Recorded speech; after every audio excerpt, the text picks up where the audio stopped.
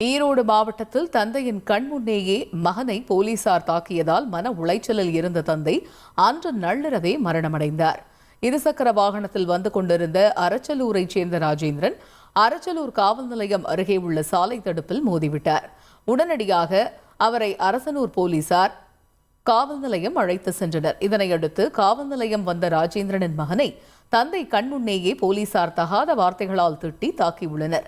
இதனால் மன உளைச்சலில் இருந்த ராஜேந்திரன் அன்று நள்ளிரவே உயிரிழந்தார்.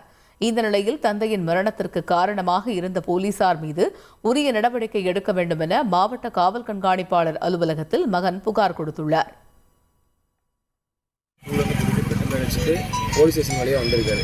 வர வழியில் ஆப்போசிட்டில் போலீஸ் ஸ்டேஷன் டிவைடர்கிட்ட ஆப்போசிட்டில் ஒரு கார் வேகமாக இருந்தங்காட்டி லெஃப்ட் சைடில் கொஞ்சம் ஏறி வந்திருக்காரு. டிவைடர் மேலே வந்து வண்டி போட்டு டிவைடர் கீழே விழுந்துச்சு. அங்கேருந்து போலீஸ்காரங்களும் உடனே அங்கேருந்து வந்து டிவைடரை தள்ளி விட்டு உம்பரில் போயிட்டுருக்க, அவன் சௌரியத்துக்கு போகிற, நீ அவ்வளோ பெரிய ஆளாடா நீ அப்படின்னு அவர் வந்து தக வார்த்தையில் கேட்டு அவரை அவன் என்ன என் தம்பி எனக்கு பயந்துட்டு எனக்கு ஃபோன் பண்ணி சொல்லி நான் காலேஜில் நாங்கள் வந்து டிவைடர் மேலே விட்டதுக்கு நீங்கள் என்ன ஃபைனோ அதை சொல்லுங்கள், நான் கட்டிட்டு வண்டி எடுத்துக்கிறேன், நான் 40,000 ஃபைன் போடுவேன், உங்களை கட்ட முடியுமா அப்படின்னு கேட்டேன்.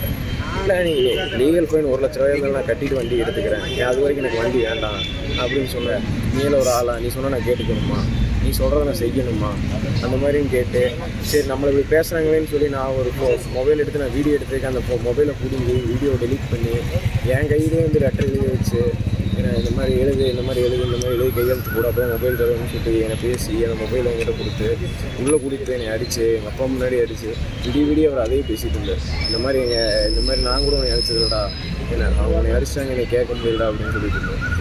கதை 2 மணிக்கு ஒரு வீடியோ